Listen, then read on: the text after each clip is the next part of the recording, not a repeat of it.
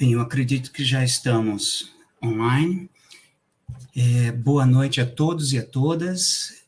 Sejam muito bem-vindos ao primeiro seminário internacional do PP-SPAM, do Programa de Pós-Graduação em História das Populações Amazônicas, intitulado de Crise da História e Assombros da Memória. Eu sou o professor Marcos, sou da Universidade Federal do Tocantins, onde está sediado o programa que eu acabei de falar. Nós vamos dar início agora, então, à sessão de abertura. Por ser uma sessão de abertura, então, tem um protocolo que vamos seguir. Eu vou chamar para compor essa mesa de abertura, então, algumas autoridades, vou apresentando-as e depois, então, vamos, cada um de nós, fazer nossos breves comentários, agradecimentos, tá? Para, então, após tudo isso, nós descompormos a mesa, né, dissolvermos a mesa e darmos início oficialmente à conferência, então, do nosso convidado da noite, que é o professor Ethan Kleinberg, tá? Então, vamos lá. Eu gostaria, então, de chamar aqui à mesa a professora Etienne Fabrin, diretora do centro, né, no nosso campus de Porto Nacional. Seja bem-vinda, professora. Vou chamar também o professor Vasni Almeida, que é nosso coordenador da pós-graduação. Seja bem-vindo, professor Vasni. Vou também dar as boas-vindas à professora Essa da Silva, que é a nossa coordenadora do curso de graduação em História do Campus de Porto Nacional. Foi feito também um convite à Pró-Reitoria de Pesquisa e Pós-Graduação. Estamos aguardando a entrada deles. Caso, então, alguém da representação da pós-graduação entre, nós também vamos adicioná-los, né, à cena, tá? Então, antes de eu passar a palavra para a professora Etienne, eu gostaria de fazer alguns agradecimentos, né?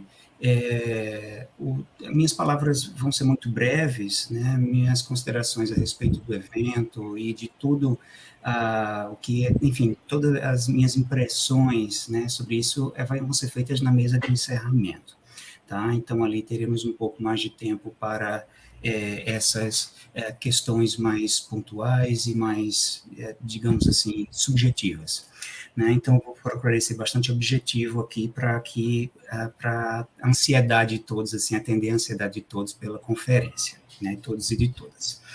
Então, eu queria iniciar agradecendo imensamente a todo o suporte, né, da equipe de organização, né, o professor Vasni, a professora Essa, o professor Vitor, o professor George, foram essenciais, né, então, para a existência desse evento. Estamos planejando ele desde janeiro.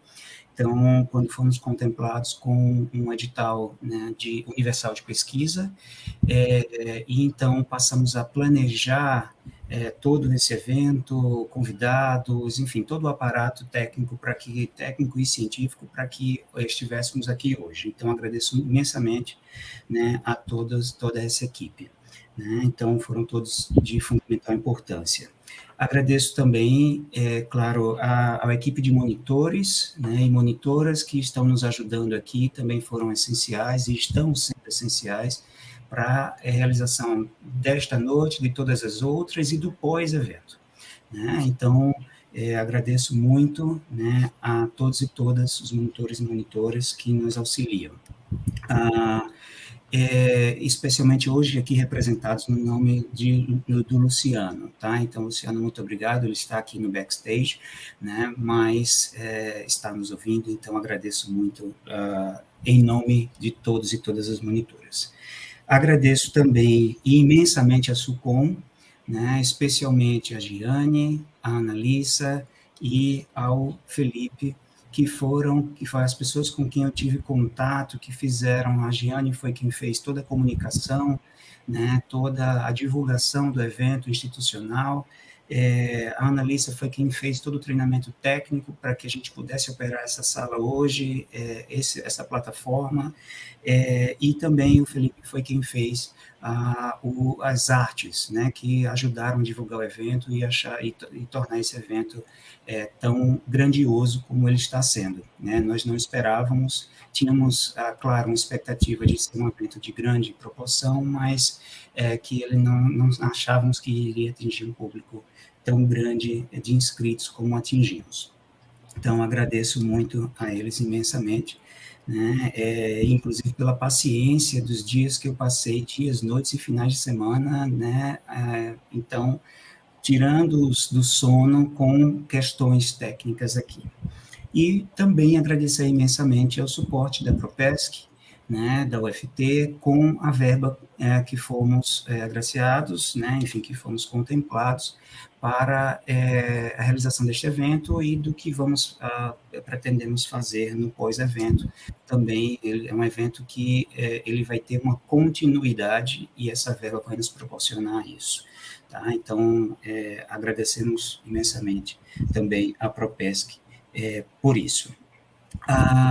Bem, feitos esses agradecimentos, e se eu, por um acaso, esqueci alguém, me desculpem, né, enfim, vou também fazer os agradecimentos, obviamente, diretamente a quem está compondo hoje a mesa, né, mas vou fazer também depois os agradecimentos aos convidados, né, que vão estar aqui, mas na hora oportuna.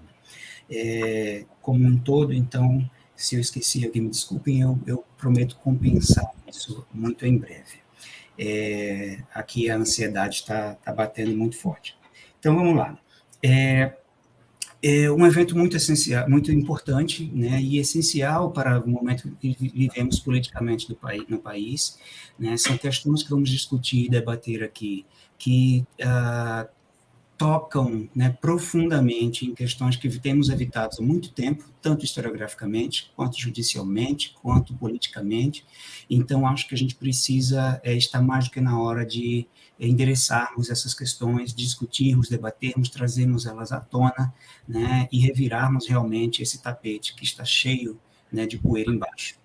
Então, acho que esse também um dos nossos objetivos aqui, de tentar encontrar luzes, caminhos, né, científicos, acadêmicos, mas também de saberes outros, diversos, mas embasados, né, que nos auxiliem, né, num caminho para o futuro, num caminho para um caminho, né? Então, acho que basicamente essa é a palavra, um caminho.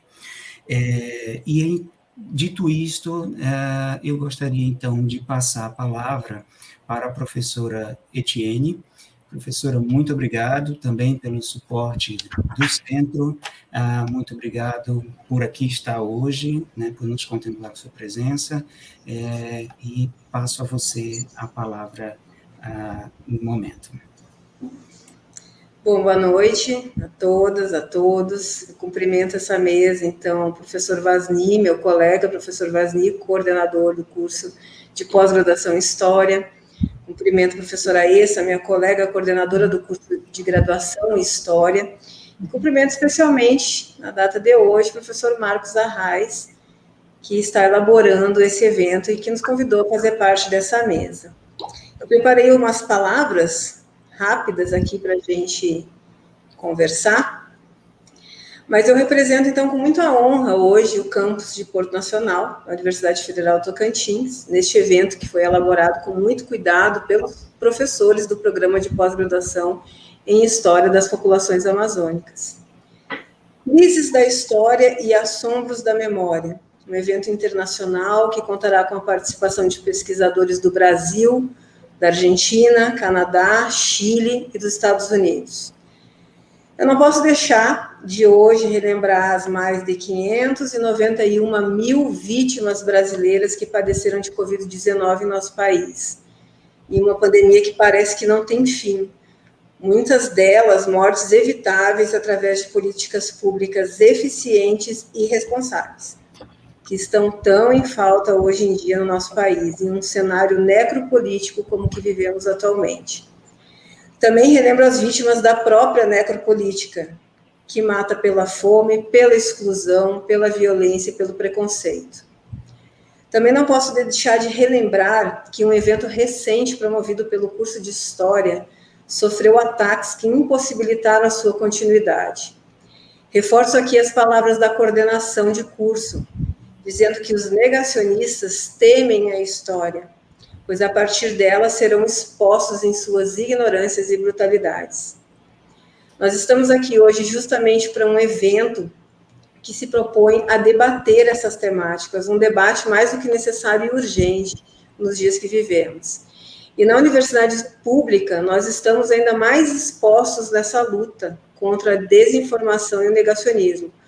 Mas também somos fronteira, visto que nossos espaços, nós temos a possibilidade de realizar encontros como o que nós estamos fazendo hoje. E como se diz no senso comum, essa foi uma frase que eu até falei recentemente no evento da história, né? Os historiadores e historiadoras, os professores e professoras de história terão muito trabalho para abordar o Brasil de 2015 até agora, pelo menos 2021. São muitos acontecimentos que deveriam ter ficado no passado, mas que se reproduzem nos últimos anos. Então, eu desejo a todos, a todas, um evento combativo, produtivo de ideias e de esperança. E deixo aqui o Paulo Freire também. É preciso ter esperança, mas ter esperança do verbo esperançar, porque tem gente que tem esperança do verbo esperar. Esperançar é se levantar, esperançar é ir atrás, esperançar é construir, esperançar é não desistir, esperançar é levar adiante, esperançar é juntar-se com outros para fazer de outro modo. No mais, eu agradeço a oportunidade de estar aqui com vocês e coloco-me inteiramente à disposição dos cursos de História, do curso de pós-graduação em História das Populações Amazônicas e de todo o evento. Muito obrigada, gente. Obrigado, professora. Muito obrigado pelas palavras. Eu gostaria de passar, então, agora, né, a palavra ao professor Vazninho Almeida, coordenador do curso de pós-graduação em História das Populações Amazônicas. Boa noite a todas e a todos, tá? Eu gostaria, então, de cumprimentar aqui a todos, alunos e alunas dos cursos de graduação. Gostaria de cumprimentar que nos assiste, a todos e todas as alunas e alunos dos cursos de pós-graduação que nos assiste, a todos os docentes que vão assistir essa palestra. Queria cumprimentar a direção do campus, né, a diretora do campus, a professora Etienne Fabrin, tá? Boa noite. Cumprimentar a coordenadora do curso de História, a professora Essa Pereira da Silva, né? Boa noite. Cumprimentar a todos e todas da comissão de organização desse evento, tá? Em nome do professor Marcos, né? Professor Marcos, boa noite. E também dizer, tá? Um pouquinho sobre a importância desse tema que vai tomar conta desse evento. Nós vivemos um momento político e social muito complicado. Nós estamos vivendo um período onde pequenas mentiras tentam vencer grandes verdades, tá? E a gente, então, nós como profissionais do ensino superior, nós como profissionais da história, nós temos a obrigação, nesse momento, de sair a campo e combater essas mentiras, esses negacionismos que tentam se constituir enquanto verdades, né? Então, é uma temática relevante para esse evento. Nós tentaremos aqui discutir como, né, de que lado, como as mentiras e as negações da verdade entram sorrateiramente na nossa vida. E essa entrada sorrateira vai querendo ganhar status de algo sério, e nós não podemos deixar isso acontecer, tá? Eu desejo aqui que esse evento tenha, né, um grande sucesso. ele já está sendo um sucesso, mas eu desejo que ele tenha, né, esse sucesso se consolide, que nós possamos chegar na sexta-feira com a sensação de termos realizado um bom evento, tá? Então, eu desejo sucesso para o Marcos. O Marcos deve estar muito ansioso, muito uma pilha só, né? Mas fique tranquilo que nós vamos chegar na sexta-feira com a sensação de a realização de um grande evento. Vai acontecer um bom evento, tá? E eu quero, então, desejar, em nome do mestrado profissional em História das Populações Amazônicas, eu quero desejar boas-vindas a todos e a todas. Boa noite. Muito obrigado, professor Vasni. Professora Essa, por favor, você tem a palavra.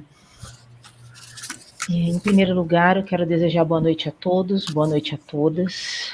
Eu gostaria de agradecer a comissão organizadora, na pessoa do professor Marcos, que se esforçou muito para que esse evento acontecesse, né, dedicou muito do seu tempo, enfim, as reuniões infindáveis, as semanas, enfim, quero agradecer muito o seu esforço para que esse evento acontecesse. Será uma grande honra para o nosso colegiado e contribuirá muito para a formação dos nossos estudantes, a quem eu quero agradecer a força de se manterem vinculados a um curso nesse período difícil, né? Muitos tiveram as suas famílias atingidas, é impossível nesse momento não lembrar, né, dos quase 600 mil mortos e dos muitos estudantes que ficaram doentes e que sofreram com essa doença e com problemas decorrentes do desemprego, enfim.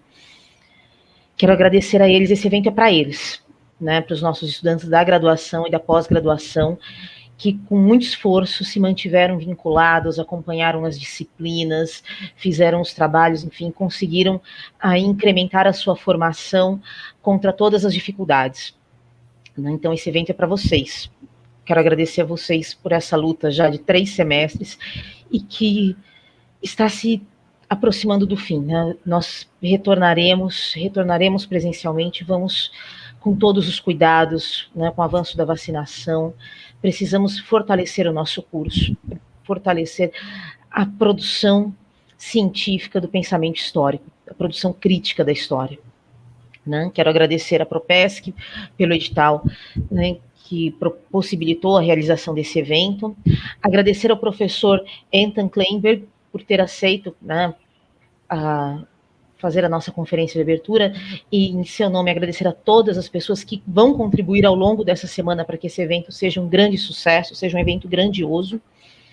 Quero desejar uma ótima conferência a todos e todas, uma ótima semana, uma semana muito produtiva, de muitas reflexões, de muitos trabalhos, e eu gostaria de dizer que quando a gente pensa em crise da história, é crise naquele sentido grego da palavra, né, de ir à raiz, né, de ir às causas profundas, porque a história nunca foi tão necessária, tão urgente, e se ela não fosse tão necessária e tão urgente, ela não seria tão combatida por essas forças autoritárias, negacionistas, que querem tomar conta, né, querem acabar com a possibilidade do espaço público, com a possibilidade do exercício da democracia e da cidadania.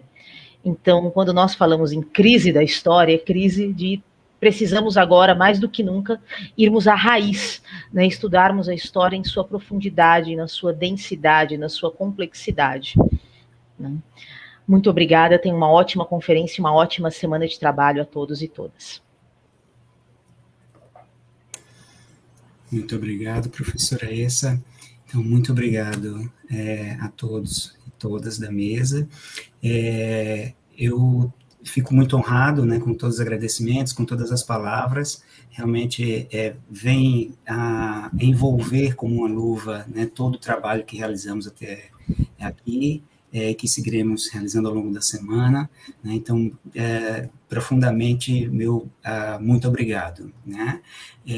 Eu gostaria, então, de pedir, nesse momento, licença, né, aos professores, às professoras, ao professor Vasni, às professoras Essa e Etienne, para removê-los da sala, para darmos início, então, à sessão né, científica, né, e a sessão da noite, né, não que não tenhamos feito ciência até aqui, né, mas essa sessão oficial, né, de abertura da conferência da noite com o nosso convidado, tá? Muito obrigado, uma boa noite para vocês todos e todas, e sigamos juntos. Tá? Vocês são muito mais que bem-vindos e bem-vindas a continuar conosco hoje aqui na noite e nos próximos dias, né, será uma honra tê-los e tê-las aqui. Então, com licença.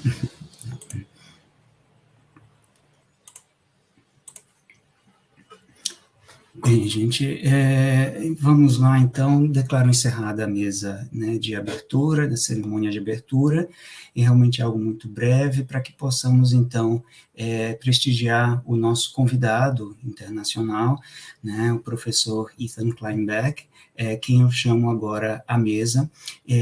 Eu vou pedir licença ao público, só para esse breve instante, vocês vão ter aí no YouTube um recurso de ativar as legendas e a tradução automática. Não é o melhor recurso, eu sei, mas por uma questão de cortesia ao professor, vou então me dirigir a ele, e agora essa sessão vai se iniciar em inglês. No entanto, fiquem todos e todas tranquilos e tranquilas, porque teremos o acompanhamento da sessão por um texto escrito em português que vai ser projetado em tela. Tá? Então, não vai ser problema nenhum. Para quem também gostar e quiser, né, de treinar um pouco seu inglês, enfim, ou quem não precisa de treinamento, enfim, teremos, aí vocês podem continuar a usar o recurso da legenda, tá?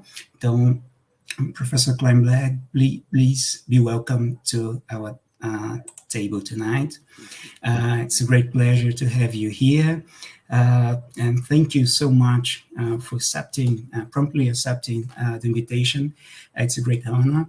And also, I'd like to invite Professor Guilherme Foscolo from Universidade Federal do Sul da Bahia, which is also a great friend. And, well, I have nothing left to say. Let's just start the session. Guilherme, you have the word. Please be welcome. Welcome, Professor, and feel welcome anytime here in our university. It's, again, a great pleasure. Guilherme, it's with you.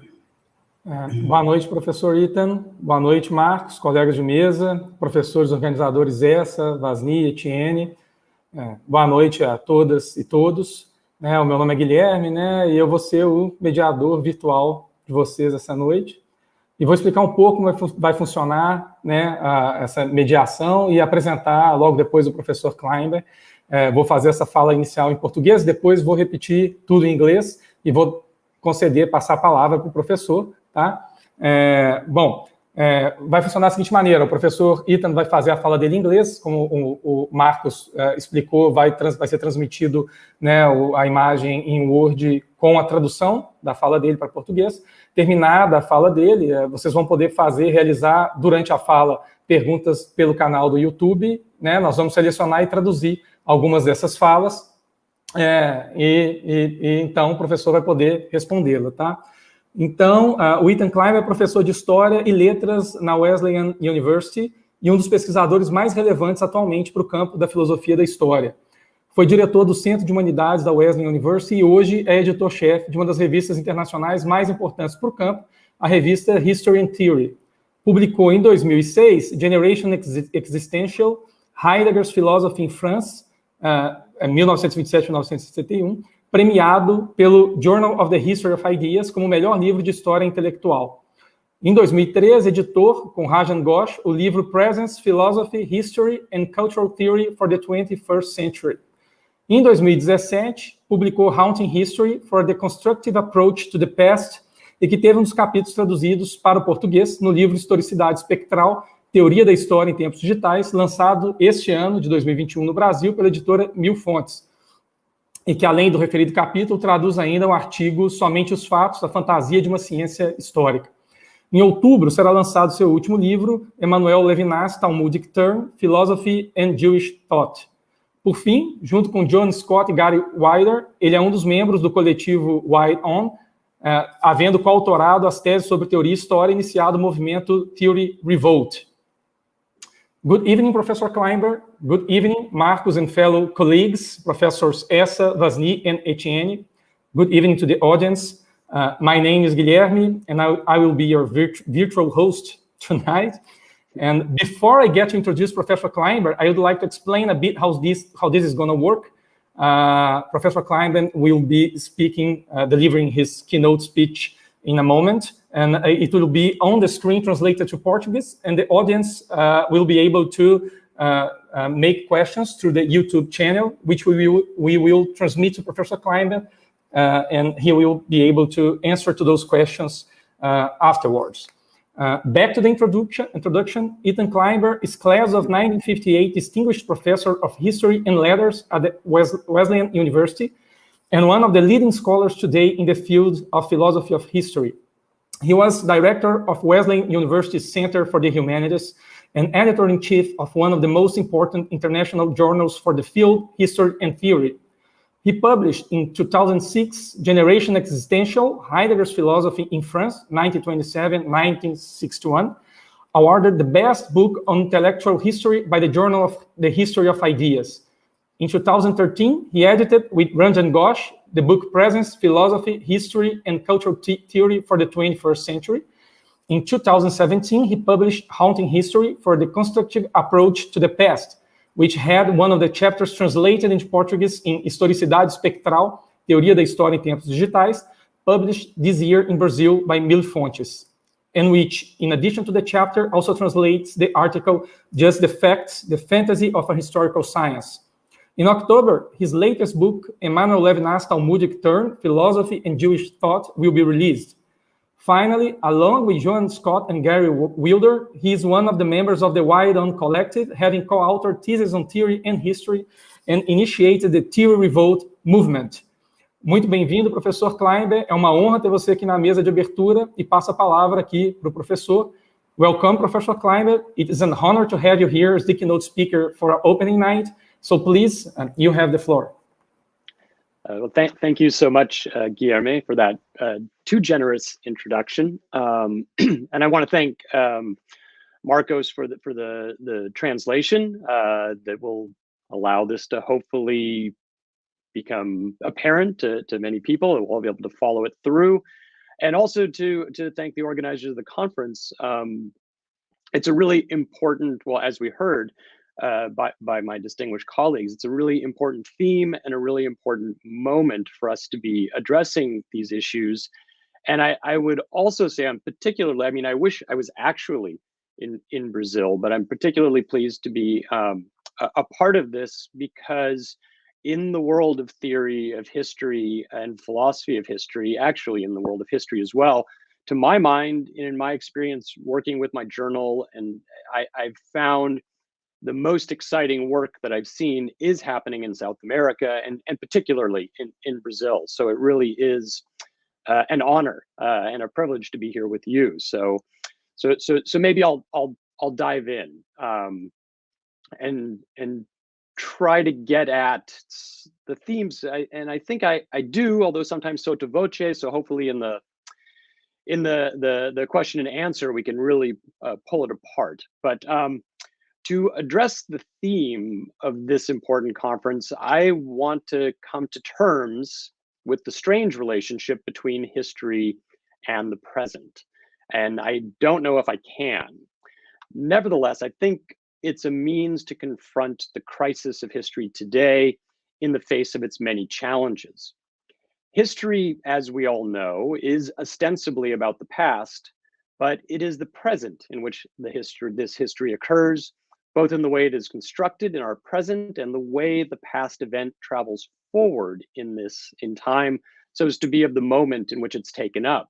Of course, there's also the vexing issue of the way the past event occurred in its now past, with an undetermined future which became a present and perhaps is even now past.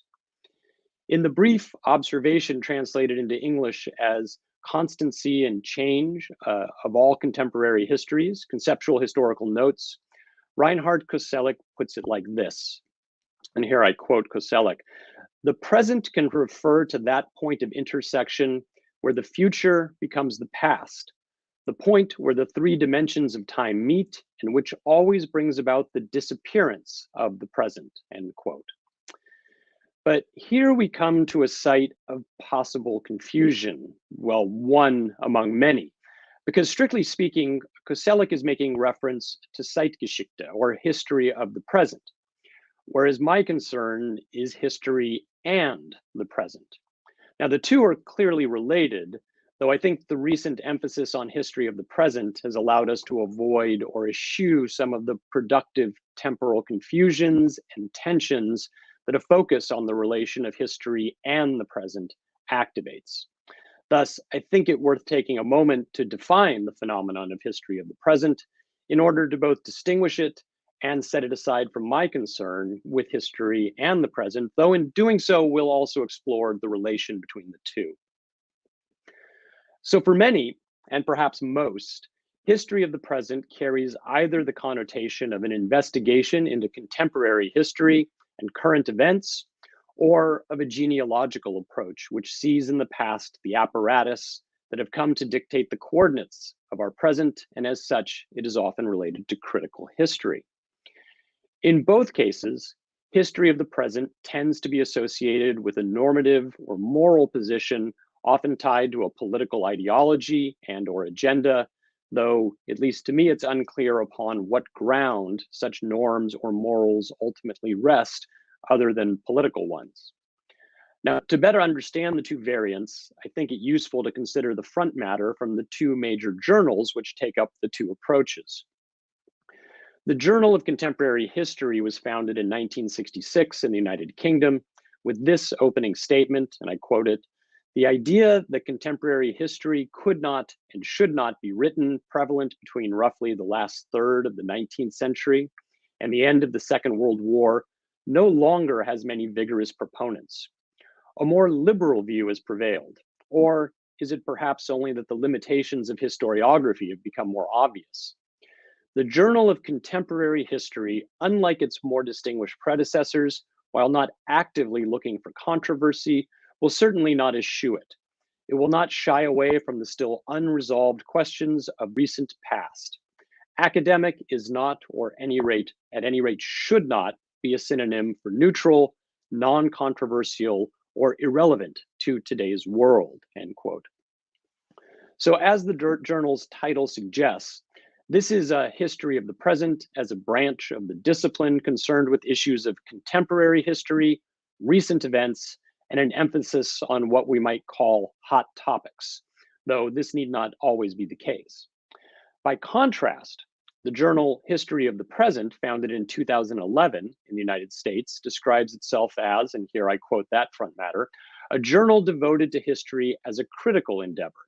Its aim is twofold: to create a space in which scholars can reflect on the role history plays in establishing categories of contemporary debate by making them appear inevitable, natural, or culturally necessary, and to publish work that calls into question certainties about the relationship between past and present that are taken for granted by the majority of practicing historians. We seek to encourage the critical examination of history's influence on politics and the politics of the discipline of history itself. The point is to link the present to the past, not as its inevitable outcome, but as the contingent product of changes in relationships of power and in the ideas through which such relationships are conceived," end quote. This more theoretically informed variant emphasizes the instability of the present as it seeks to expose the historically contingent nature of concepts and categories which have otherwise been taken to be transhistorical and permanent. Describing the difference between the two, Joan Scott, my colleague from the Theory Revolt, was explicit that on her understanding, history of the present is, and here I quote Joan, "history in the Foucauldian sense of problematizing taken for granted concepts, secularism, gender, race, women, men, and giving them a genealogy, that is, a history of the changing use and meaning of the terms, a history of how they got to be common sense ideas instead of historically specific ones.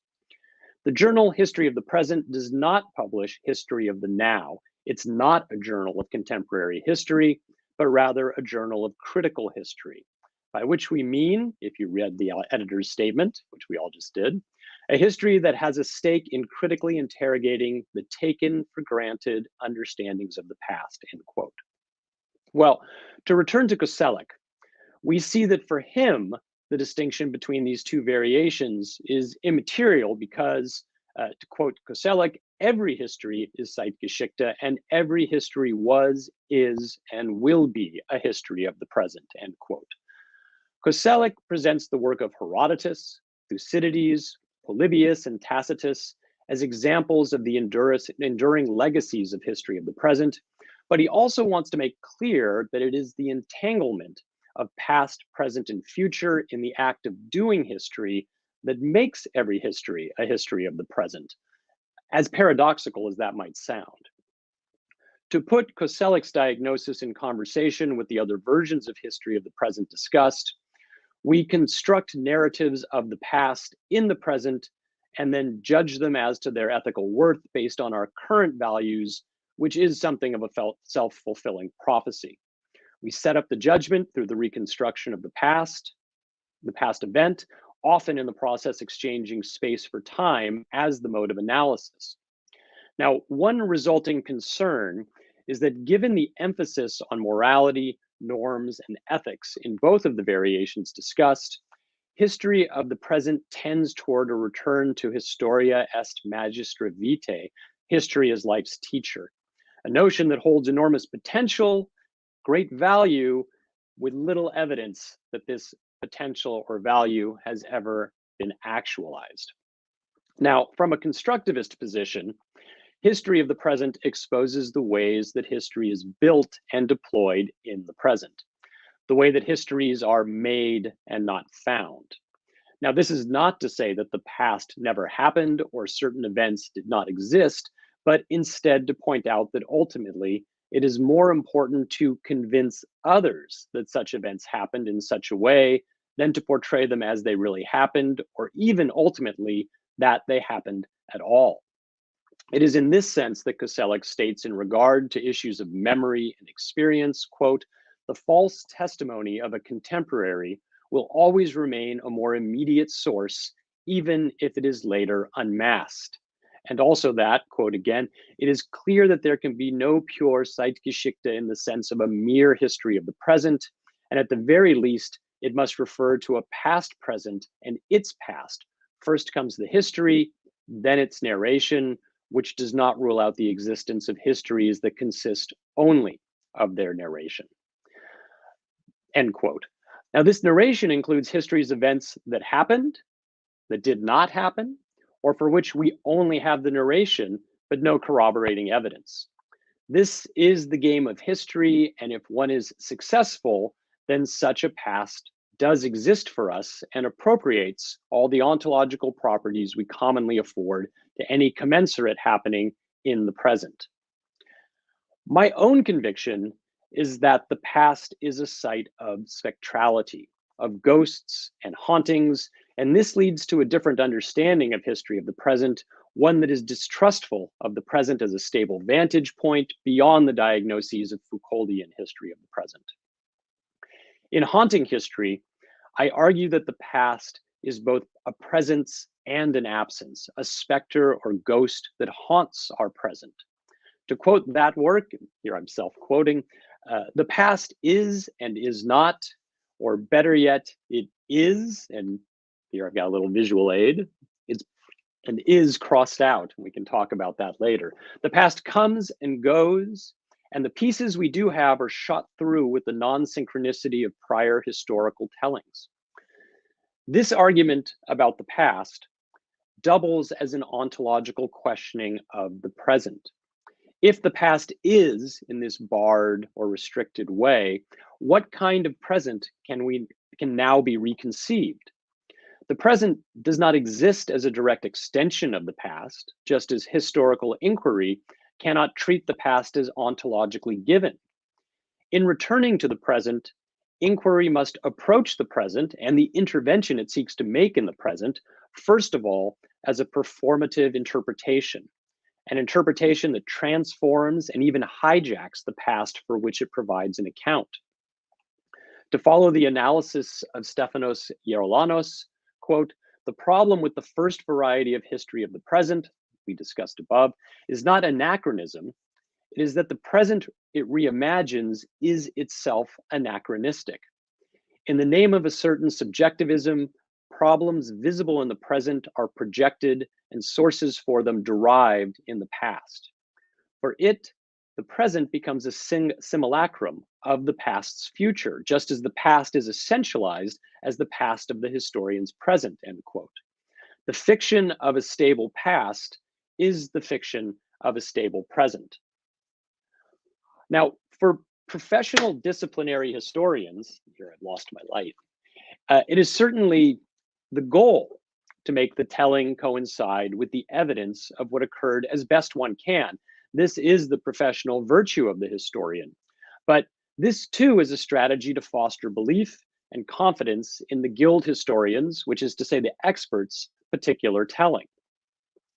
Our moment is an interesting and dangerous one because the authority of the expert has waned, such that the epistemic fabric which held our conceptions of truth and facts firm in relation to the authority of science has become loose, perhaps even undone. This is the problems that we were hearing about in the introductions, problems of negationism or revisionism. This loosening is a problem also because it was this conviction in this epistemic fabric that also structured the ordering of time as an account of past, present, and future, even as the emphasis on which aspect should be privileged changed. The fantasy of this stable past, which enabled the fantasy of a stable present, has been supplanted and fragmented by the proliferation of histories, each running on the now outdated assumption that their account of the past correlates to that past on a 1-to-1 ratio. To use Nelson Goodman's assessment, and here I quote Goodman, "No one of these different descriptions is exclusively true, since the others are also true," end quote. So in Goodman's constructivist analysis, this leads to the conclusion that, and I quote him again, "None of them tells us the way the world is, but each of them tells us a way the world is," end quote. Now, in our current moment, the ontological realist employing a correspondence theory of the past, which is the prevailing mode, concludes that if all of them can be true, then none of them are actually true. And this is the shift from truth to post-truth. Scholars and those who work on the past in particular should realize that the epoch of scientific authority is itself a historically contingent one. And in this regard, they should be prepared for the possibility that the results of scientific investigation or a preponderance of empirical evidence may no longer be taken as articles of faith. And this makes our current epistemological and political moment a perilous and important one. But as Donna Haraway remarked in an article in the New York Times, quote, "It's also an important moment not to go back to very conventional and very bad epistemologies about how scientific knowledge is put together and why and how it holds," end quote. This is to ask, do we really want to return to the era of blind obedience to white men in white lab coats? Have we forgotten that the epistemic regime that rested on such total faith in science also featured appropriately garbed doctors selling cigarettes, advocating better living through chemistry, or proselytizing for eugenics? And later we'll talk about the Anthropocene, but one could say there's a direct relation there too.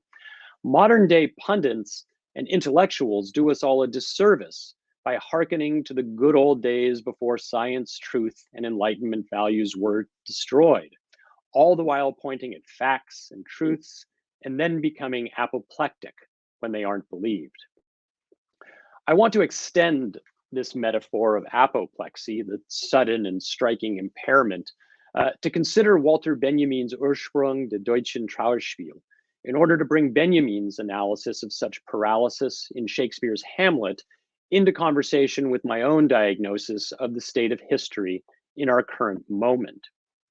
Now, Benjamin, of course, is describing the disintegration of order set about by the killing of the King of Denmark, Hamlet's father. The fragility of that moment, the state of emergency, can be encapsulated by the realization that if one king can be killed, then why not all? And the ensuing question, what is it that actually holds sovereignty and stability, and how does one restore order once order is lost? For us, it is the loss of order following the dissolution of the rule of science in general and the stability of historical narratives, grand or small, in particular. If one history can be overthrown or called into question, why not all? Benjamin sees Hamlet as in a state of endless mourning for the death of his father, the king, which results in a state of endless consideration of what has been lost and what, if anything, can be done to rectify the situation. This ceaseless reckoning with the past and with loss deactivates the possibility for Hamlet to act in the present or for the future. As such, there can be no redemption for Hamlet or the other characters, nor for the court. Even Rosencrantz and Guildenstern are dead, and all the rest is silence. Hamlet's own death at the end of the play is the result of contingency, a piling up of plots and props. Schemes and orchestrations are piled upon schemes and orchestrations, none of which go to plan and none of which succeed. Hamlet's death is thus uncoupled from his purpose, and this is something worth considering in a world where order has become so loose and conflict has become a mode of the interior. The emancipatory promise is a promise unfulfilled. Likewise, we can consider our own moment a state of endless mourning for the end of history. One can see this in Francois Hartog's Regimes of Historicity, where he laments the arrival of a new paradigm in which memory, commemoration, heritage, and identity take the place of what had been history. For Hartog, this new paradigm, to quote Aleida Assmann, abolishes the ontological border between the past and the present and is exclusively focused on an enlarged present that is weighed down by the past and saturated with it, growing into monstrous proportions, end quote. Of course, we still look forward toward the future, Hartog tells us, but on the basis of an extended present without interruption or revolution, again, end quote.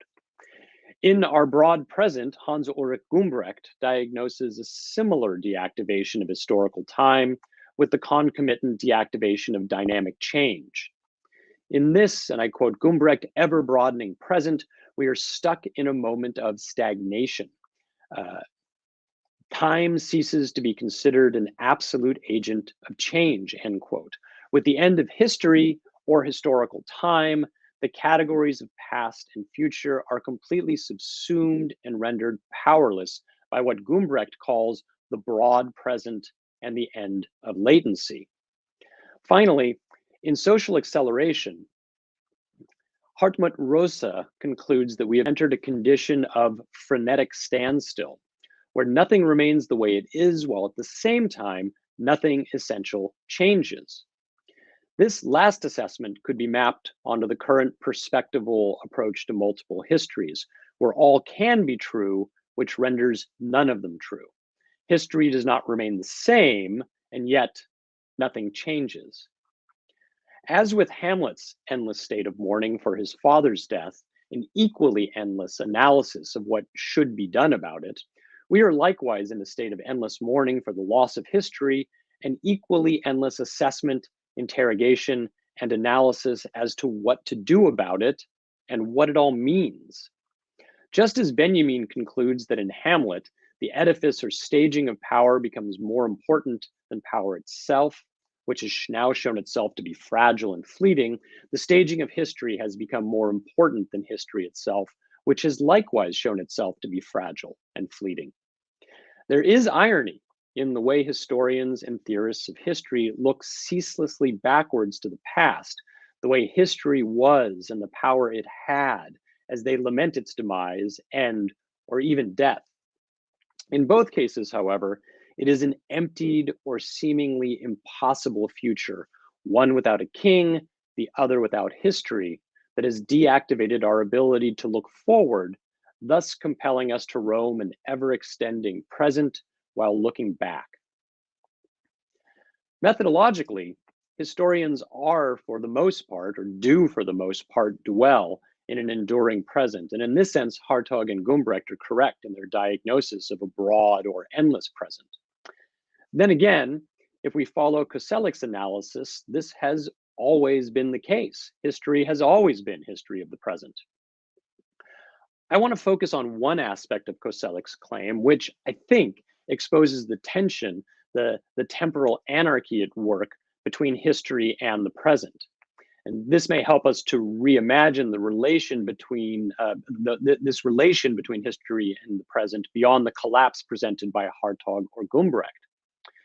So for Kosellek, in history of the present, which is to say, in all history, quote, there are diachronic and synchronic dimensions at work at various temporal depths, about which historians from different epochs can still help us gain insight for today, because history repeats itself structurally, something that is often forgotten when singularity is stressed, end quote. So to be clear, Kosellek is speaking of what he calls social psychological processes that he considers to be, and here I quote him, constants throughout the history of events, whether past or future. This account of history and human nature actually differs little from that of Thucydides in the history of the Peloponnesian War, where Thucydides concludes that those readers, and here I quote Thucydides, who want to look into the truth of what was done in the past, which, given the human condition, will recur in the future, either in the same fashion or nearly so, will find this history valuable enough, as this was composed to be a lasting possession and not to be heard for a prize at the moment of a contest, end quote. The emphasis on the structural repetition of social psychological processes or a permanent human condition smuggles in a transhistorical constant, which allows for all aspects of the past to be explained from the vantage of the present and even a future present. In Matter and Memory, Henri Bergson provides an account of the phenomenon known as déjà vu, or the sense that one has previously experienced what is currently happening as if it had already taken place. On Bergson's account, what one actually experiences is not something that already happened, but the contemporaneous realization that they will remember it. It is a recognition to come, which Bergson sees as the formation of a memory of the present in real time. Historians encounter something similar when they posit a permanent interpretive structure by which to decipher, interpret, and implot the past. The sensation appears to them as a re-encounter with something that already occurred, just like déjà vu. Of course, they say that is the way it really happened, the way it actually happened. What they are actually experiencing is not the past as it really happened, however, but the contemporaneous realization that they are making history. Just as the experience of déjà vu reveals the dissonance of a colliding past and present, there is a similar dissonance between the permanent structure proffered and the history presented to justify its stability. This is the place where, as in déjà vu, time is out of joint, but here it is because the historian fails to take into consideration the historical conditions of these so-called permanent structures, the historically determined conditions of possibility, which restrict what we can imagine as possible paths. In so doing, the historian transports their sense of what should be back into the past, all the while ascribing a sense of permanence to these normative values. The order we want the past to have is taken to be the order it actually had, at the expense of other possible ways of ordering or accounting for the past. The matter is further complicated by the way these histories profess to guide us into the future. The events of the past here serve as justification for a lesson to be learned in the future that's simply unwarranted because of its relation to the present. Thus, while it might appear that our current state of mourning for the end of history has nullified our ability to project ourselves forward to the future, this incapacity nevertheless enables a sleight of hand, where our analysis of the past is conditioned by a fantastic projection of what is to come based on our backward-facing analysis of what we have lost. For us, right now, it is the threat of climate change that has reactivated the sense of a future, however bleak. Our mourning for the loss of history has been met by the now meaningful future of the Anthropocene. Unlike historians lost in the time of an eternal present, historians of the Anthropocene see themselves as having a definite future in which they hold an important place and value. This is a call to history that is imbued with relevancy, purpose, and inspiration, no small thing for a discipline facing the crisis of its own obsolescence. Anthropocene time is one of a vast and enormous future, but in this account, the time of our present is one of immediate crisis with an urgent sense that something needs to be done, something must be done. The sleight of hand at work is that this call to action toward the future is again overdetermined by the past.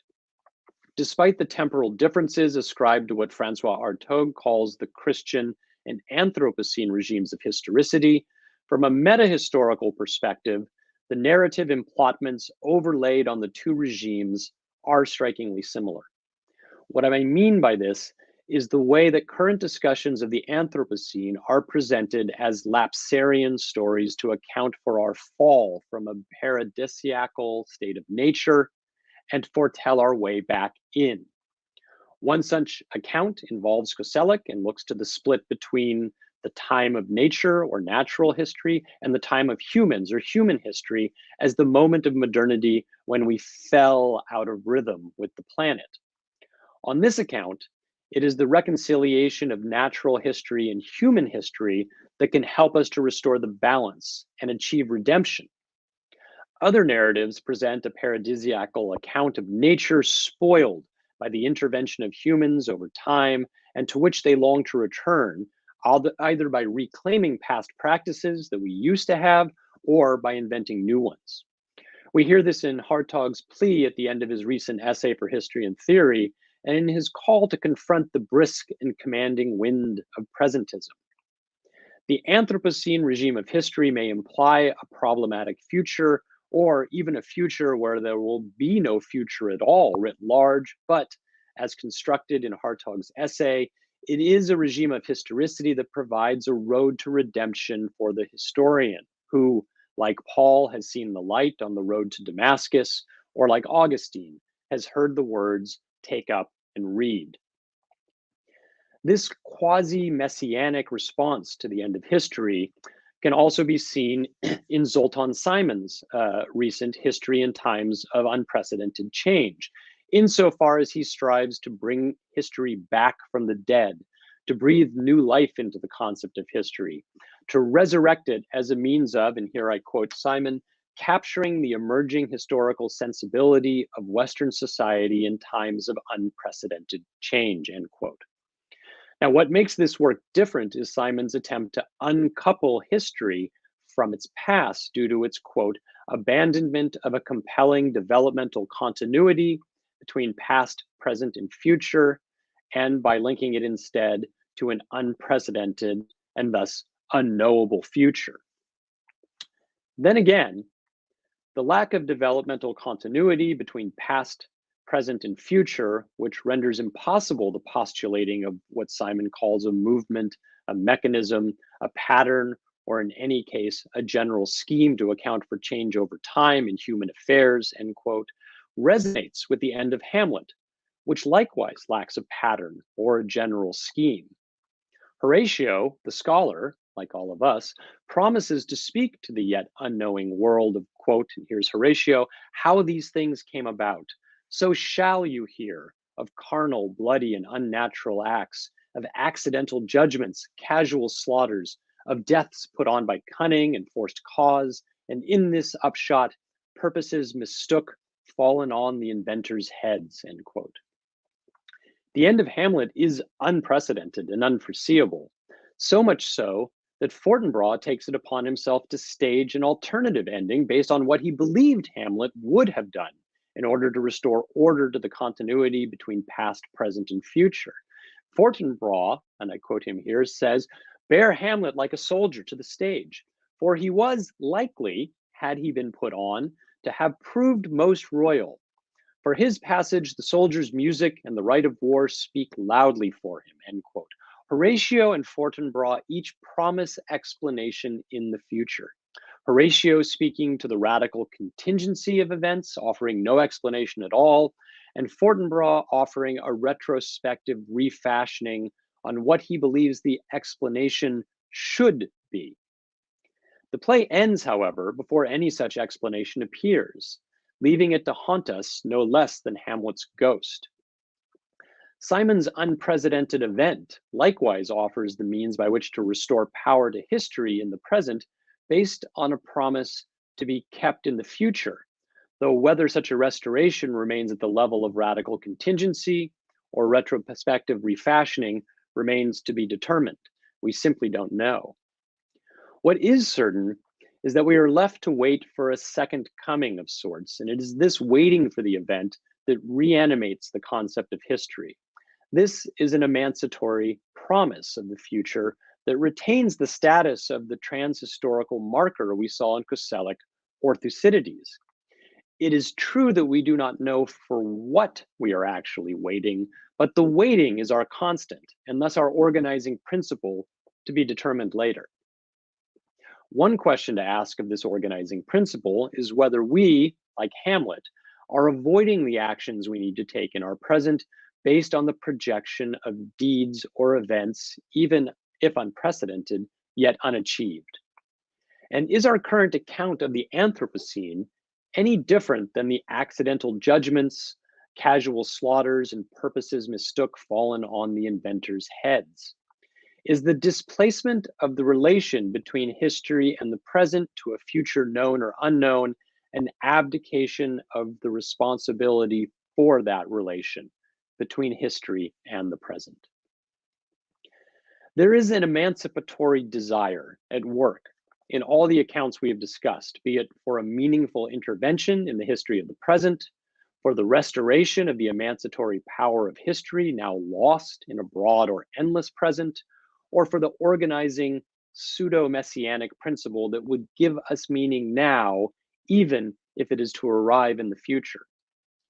This desire, however, remains forestalled as an emancipatory promise unfulfilled in the endless mourning for the end of history, or locked up by the transhistorical and thus changeless mechanisms intended to serve as history's cipher. In each case, we encounter a closing off of possible pasts based on what we imagine to be the only pasts possible. In so doing, the relation between history and the present is dominated by the presence of the present, which tells the past what to be. I want to reverse this movement and this temporal flow to put emphasis on the absent past that meets us, though I want to do so without reifying the reversal. This movement is what I call the surge, and it's a concept. I'm not even sure if it's a concept. It's a movement that I'm working through in my current projects. Now, in Haunting History, I use this term because I describe how at any given moment, a sudden surge can bring evidence of past remains to the surface. In that work, I use the metaphor of the ocean as the site of the surge, but one might also imagine a surge of wind, of power, of sound. Recent films involving the supernatural, ghosts or haunting spirits, malevolent or misunderstood, often signal the arrival of this present absence with a surge of electricity overtaxing the lights, or by a surge of sound, sometimes even blowing the lights up, leaving us in darkness, or reaching a deafening crescendo, leaving us in silence. We are, by and large, afraid of surges. And I would suggest that we are equally afraid of the past. This is at least part of my argument in Haunting History. The instability of such open possibilities is disturbing. And conventional history often serves as an anesthetic that desensitizes us to its jarring effects. As such, conventional history does not leave the past in its otherness, but always includes it in a whole, calling this a historical perspective. The modes of history we have discussed are about controlling the past and limiting the surge, even if the goal of such protections can be laudable when based on an emancipatory desire and promise. But as in Haunting History, where I demonstrate the ways that the noble goal of forging a path to the past, a poros, simultaneously creates an aporia, the emphasis on the present as the arbiter of meaning deployed by conventional history restricts our gaze and our attunement to the possible pasts and past possibles surging forth to meet us. It is to these surges of the past, these ghosts, that we should be attuned.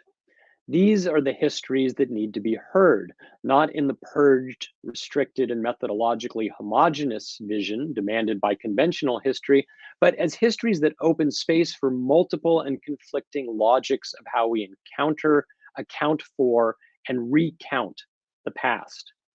The surge is the unfettered intermingling of past, past and present, history and the present.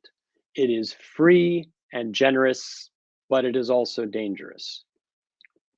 I would like for us to reimagine the emancipatory promise as a response to the surge. This will be, and here I offer a modification of Derrida from Spectres of Marx, a matter of thinking with a new logic of history, not another history or a new historicism, but another opening of eventness as historicity that permits one not to renounce, but on the contrary, to open up access to an affirmative thinking of the emancipatory promise as promise and not as a definitive cipher or design.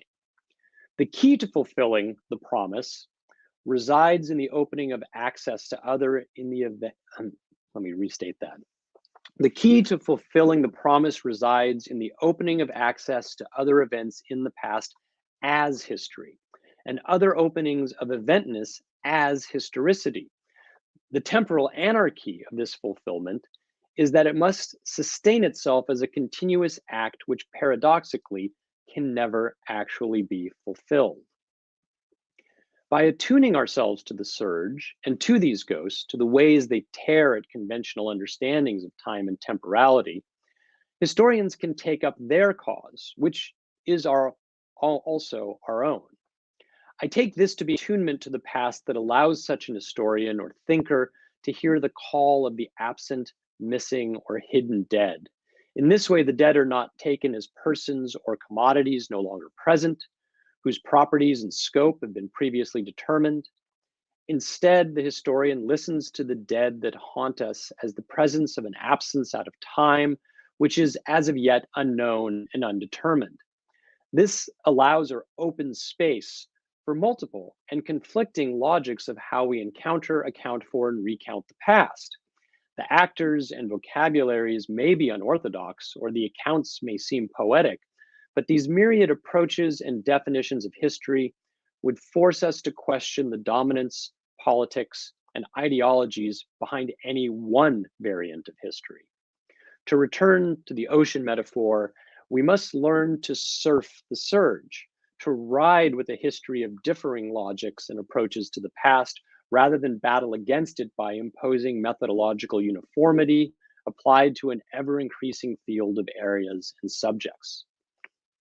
This attunement to the otherwise of the past is likewise an attunement to the other in our present. As such, the past provides the call for a moral imperative in the present and for the future. This emancipatory promise of the surge is imbued with the potential to transform our present, but only if the particular event surging from the past, now as history, is not left in the past as though the danger is over and done with, or entirely appropriated by the present, telling it what we want it to be. Instead, it must puncture the time of the total history.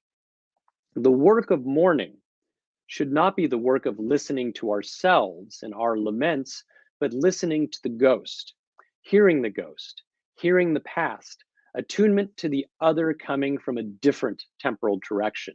And I would say this may be a way of looking at memory as well, focusing not so much on our memory as our property, but on the memories of others or other possible memories. Could one address in general, Derrida asks, if already some ghost did not come back? If he loves justice, at least, the scholar of the future, the intellectual of tomorrow, should learn it, and from the ghost. We need to learn how to let the ghost speak and how to let the past speak, rather than speaking for them or for it. Related to this temporal shift is an emphasis on the universality of the history, the story for a future humanity which eclipses the particularity of any past event. That is, the past can only serve us if we look beyond its particularity as past and toward its guidance toward our future. And this may be the problem of singularity that Koselleck mentions. This is a conjuring of history and the present, and it is also an exorcism of sorts. An exorcism, again to quote Derrida, not in order to chase away the ghosts, but this time to grant them the right, if it means making them come back alive, as revenants who would no longer be revenants, but as other arrivants, to whom a hospitable memory or promise must offer welcome, without certainty ever that they present themselves as such. The surge is the return of a past that arrives, a past that is barred and yet here. The surge, to my mind, is that commingling of history and the present. Thank you very much.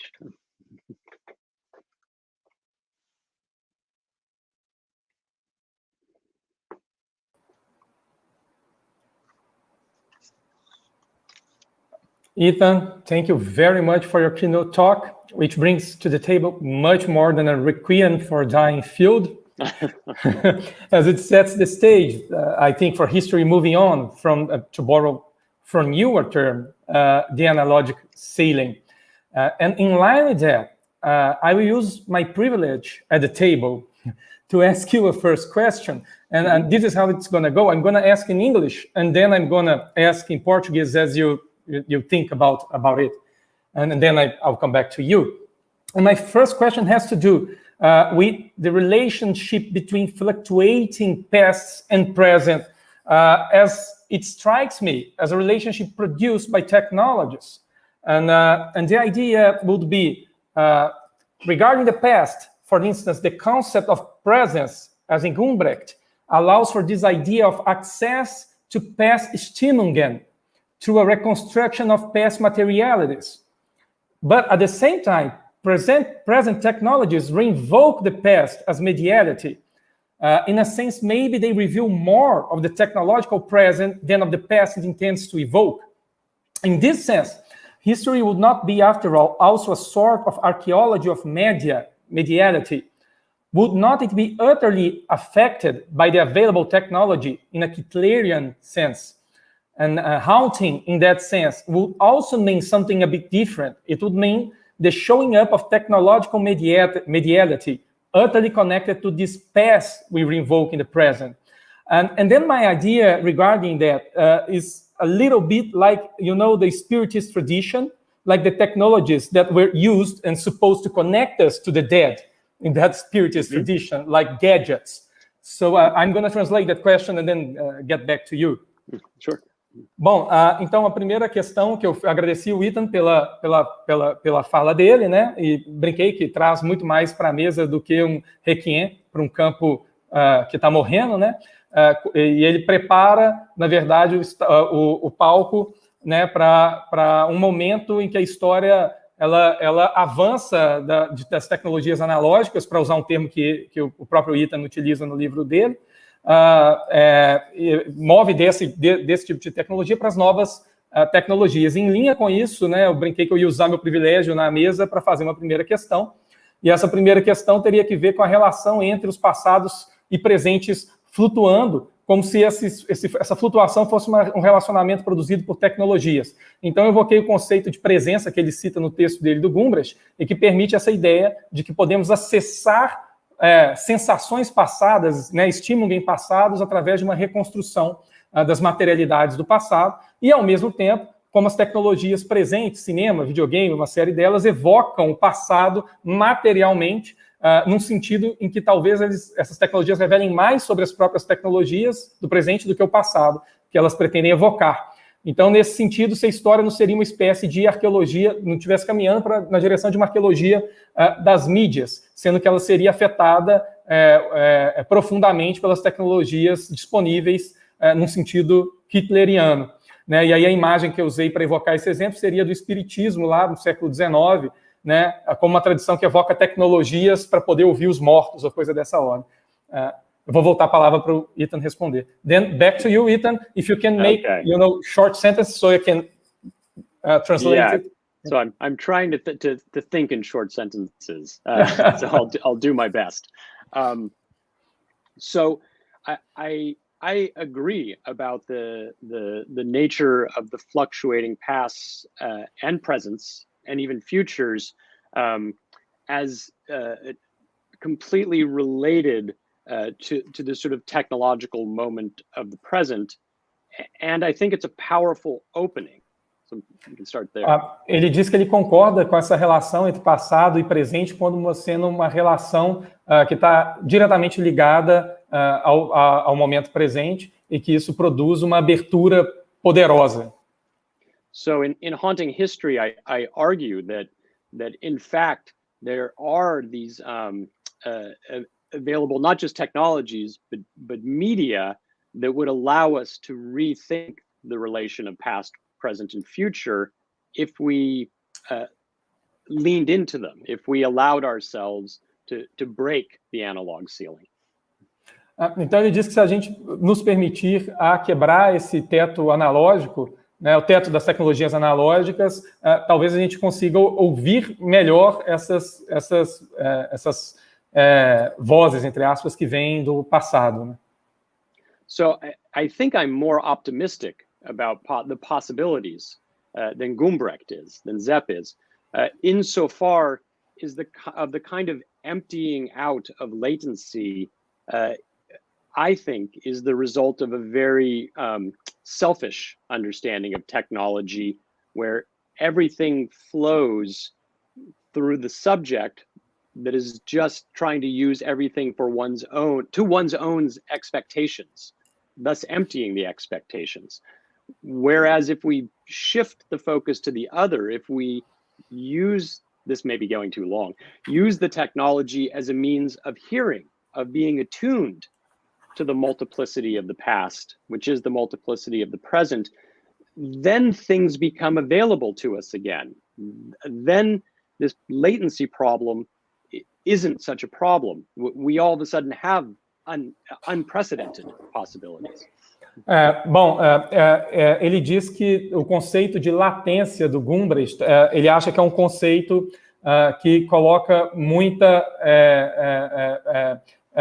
passividade na mão da pessoa, né, de quem interage com essas tecnologias, é um conceito passivo, e que talvez ele seja mais otimista em relação às novas tecnologias, no sentido de que devemos nos afinar com essas tecnologias, e que o nosso talvez, afinamento, a nossa, né, uma intimidade maior com essas tecnologias, permitiria com que a gente ouvisse aspectos do passado que as tecnologias analógicas não permitem transmitir. So, I think that we have other 2 questions from the chat, from the YouTube channel, and unfortunately I could not copy them and translate them in our private chat, but I'm going to read them in English and then in Portuguese. I think that I don't need to read in Portuguese because they are, printing it on the screen, putting on the screen right now. The first one by Janaína Zito Lozada, which is a professor here of history here in Universidade Federal do Sul da Bahia. And she asks if to leave behind the people numbed and dead by overdoses, by those surges, or by Benjaminian ruptures, would be still to stop and take care of our dead, of our deaths. Above all, if those deaths are animals. So when I say attunement to the other, I really do mean the radical other. And this would be a different attunement. This is what I mean by multiple logics of the past. A logic of the past that is the animal other, the ecological other, the possibility of an interplanetary other. That these also should be forms of history that need to be put in dialogue with a very anthropocentric version.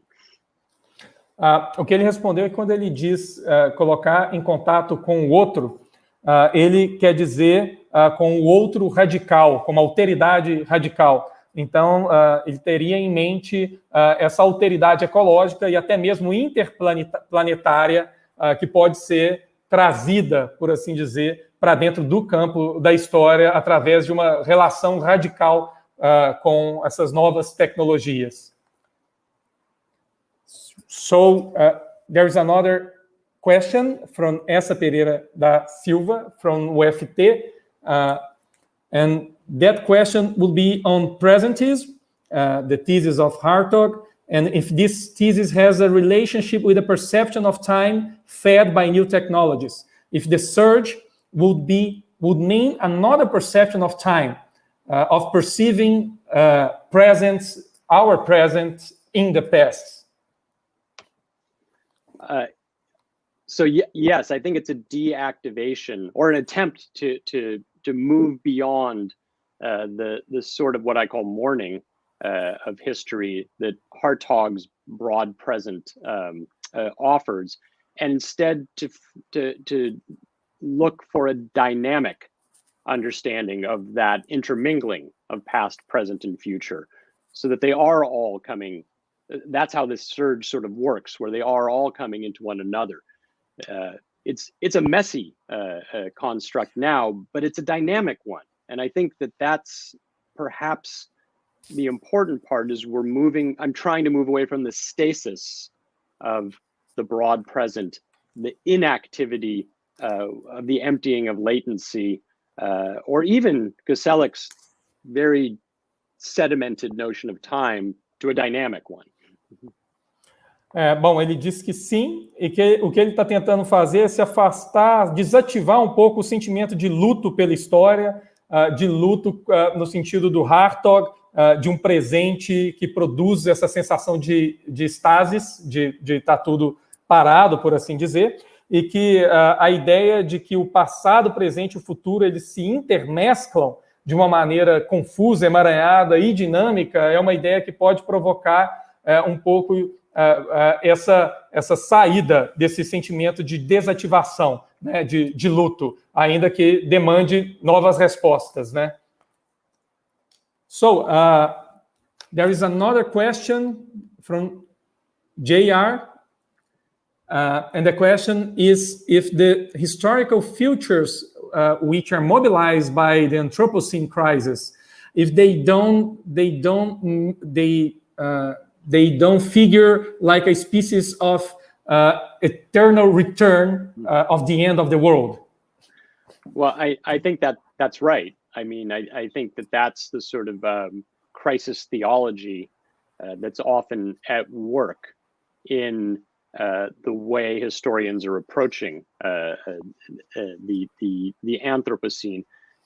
Again, so what's important is that I'm not saying that this isn't important work and that historians shouldn't be doing it, but I think it has served this purpose, this end of this world, this pseudo-messianism, to create meaning based on really which is an eternal return to a prior model, not an actual confrontation with the Anthropocene.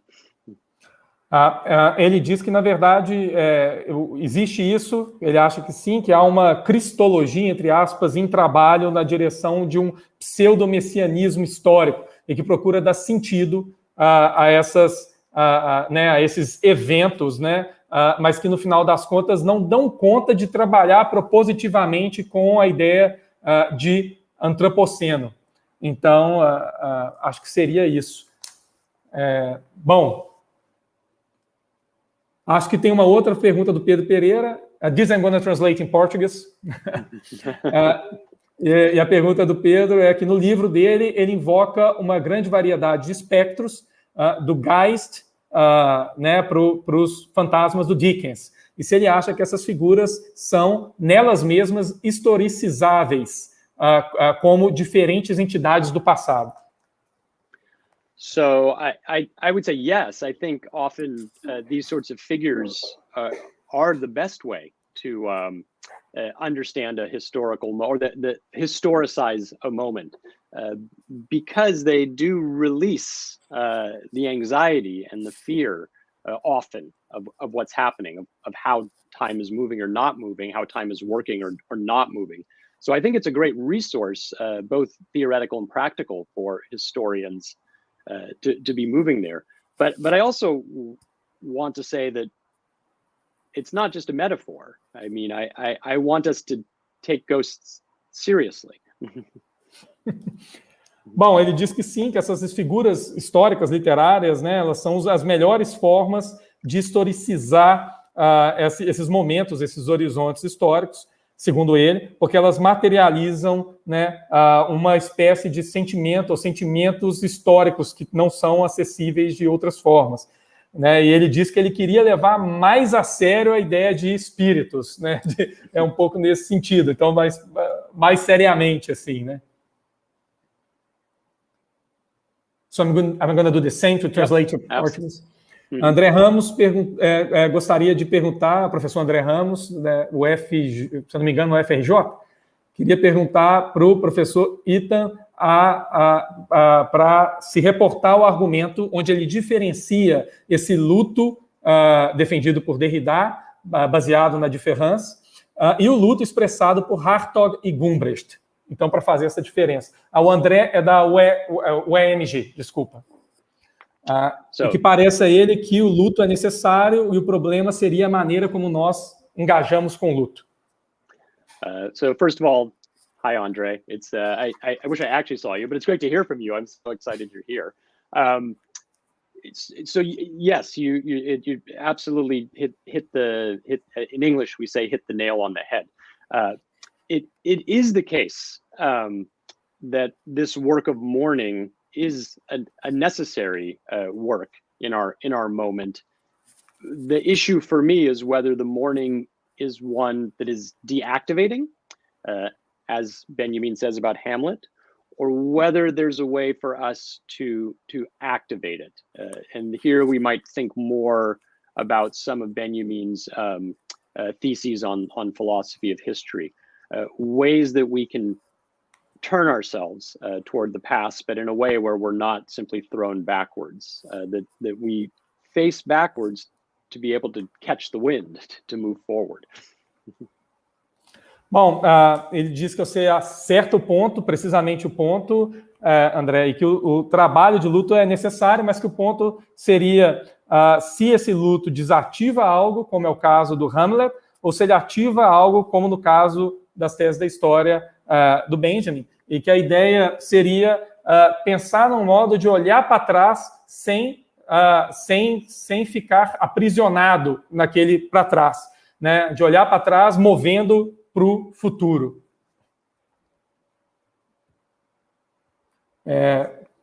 Só um momento que acho que tem mais duas perguntas.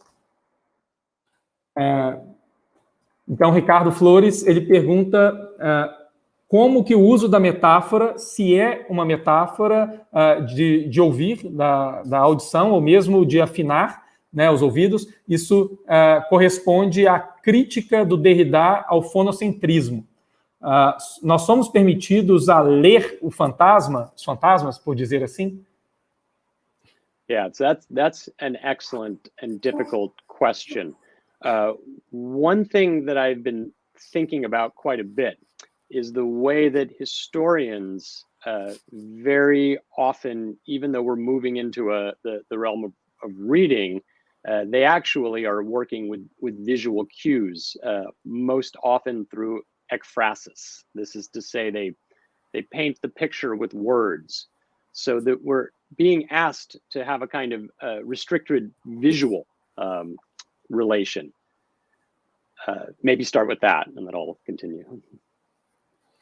Bom, ele diz que é uma pergunta excelente e difícil, e que talvez tenha que ver com o modo como os historiadores trabalham com pistas visuais, como eles pintam imagens, na verdade, via texto, e que ele vai começar por aí, ele vai retomar agora. So, back to you.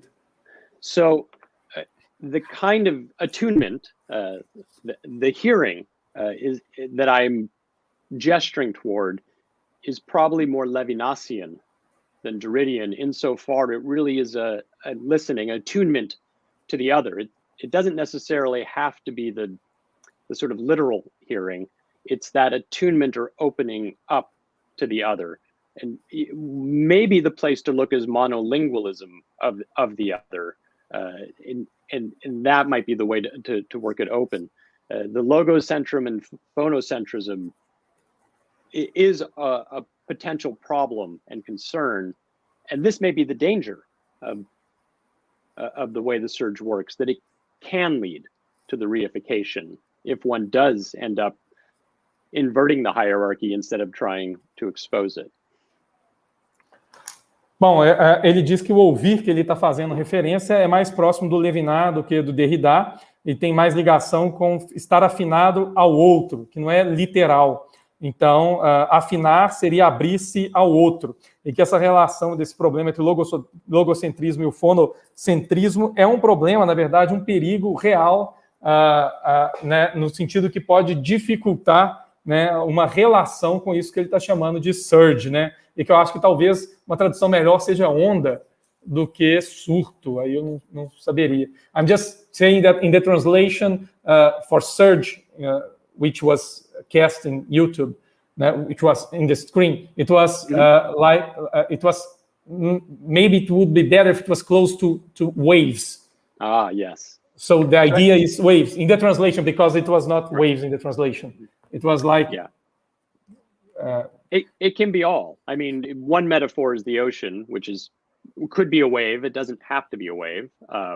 That's how surges work. But as I said, one could imagine, I like the idea of imagining a surge of wind, a surge of electricity, surge of sound.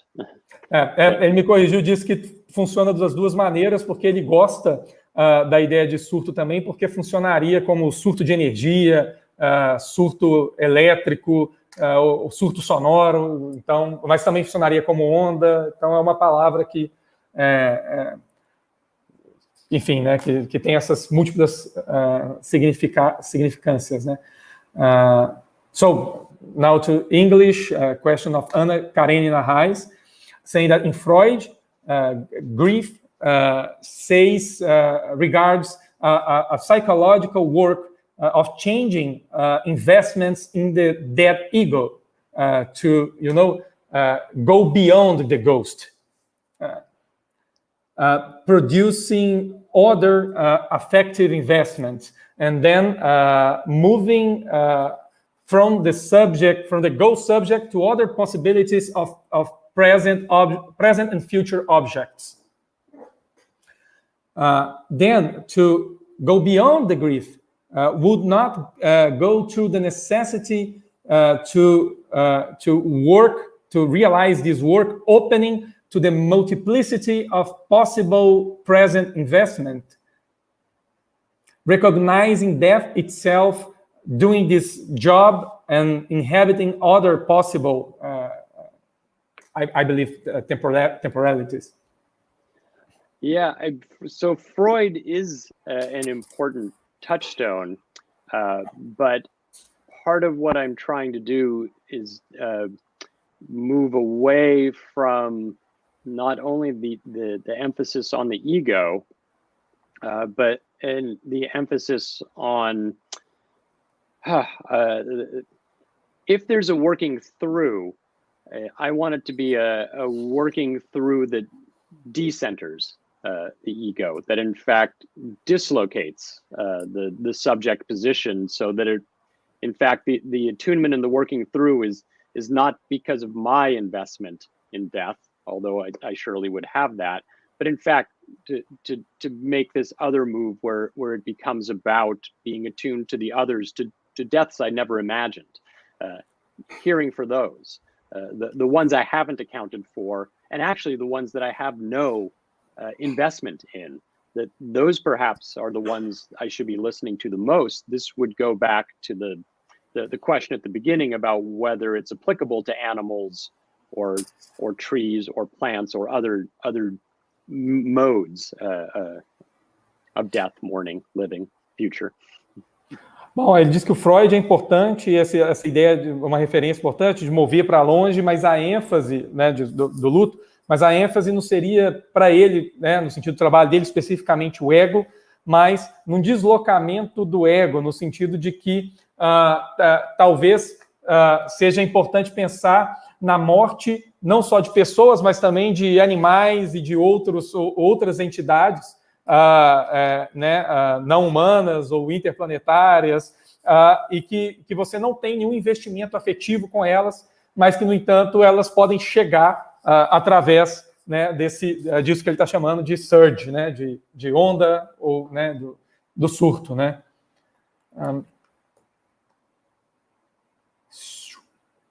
Então, a gente tem mais alguma pergunta, Marcos? Como é que está? Bom, so I just would like to make one last question, and I'm going to make it and then translate it myself. One reference that your work evoked on me, but you don't quote that, and I don't think it's a reference for your work particularly, is Arthur Danto's text, The Philosophical Disenfranchisement of Art. In the way that Danto sees, philosophy and art history as an exercise of domestication. He doesn't mention the surge, but he's looking to, art as something that has the capability of affecting us. In a way, your work makes me think a little bit of science fiction as actually performing the same task as history do towards the past, but towards the future, like domestication of, future possibilities, not past possibilities. And then I would like to hear you a bit more about the relationship between these movements and technologies, and how these movements relate, to what Hartog or Gumbrecht would call the simultaneity of the typologically non-simultaneous. Like there are surgers from the past, but also surgers from the future, which are conformed by those forces. Bom, eu falei para ele que essa última pergunta diria respeito a uma referência que não é uma referência imediata do trabalho dele, que é o texto do Arthur Danto, que chama The Philosophical Disenfranchisement of Art, o descredenciamento filosófico da arte, e onde o Danto pensa na filosofia, e particularmente na história da arte, como um exercício de domesticação da arte, né? E que é o exercício que ele pensa que a história realiza, essa história, né, analógica em relação ao passado, uma domesticação disso que ele está chamando de surge. E eu pensei se, de repente, não seria a mesma função que a ficção científica providencia com surges que podem vir do futuro.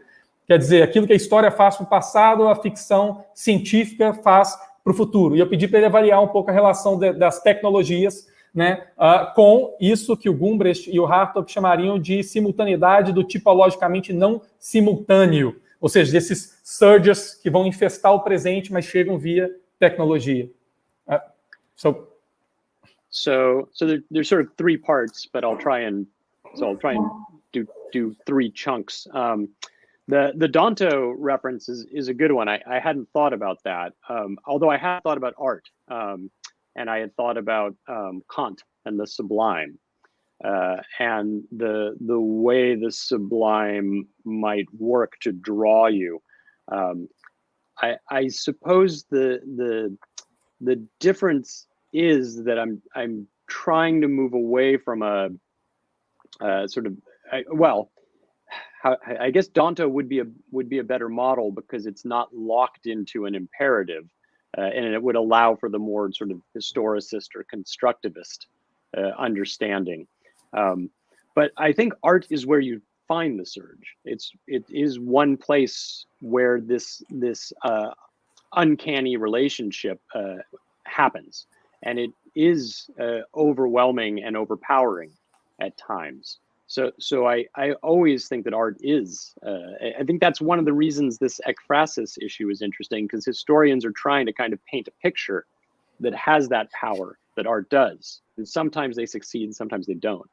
So that just start, and then I'll move to the next. Bom, a primeira que ele diz que o Danto é uma boa referência, ele usou como referência, na verdade, o sublime do Kant, mas que talvez, o conceito de sublime do Kant, mas que talvez o Danto fosse um modelo melhor para pensar o que ele está propondo, na medida que a arte, para ele, é onde você encontra o surge, ou essa onda, né, o surto, e que comumente produz efeitos, né, muito poderosos, né, efeitos que, por vezes, a própria tradição da história pretende retratar através de palavras, né?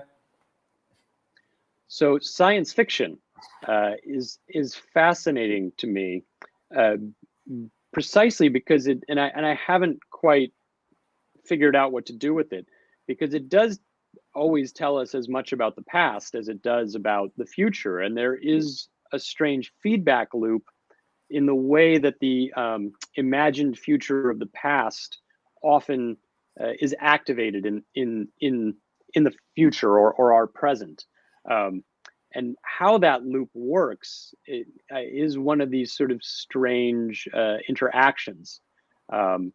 It is how the future was imagined in the past is one thing, but then the way it overdetermines our present is the other.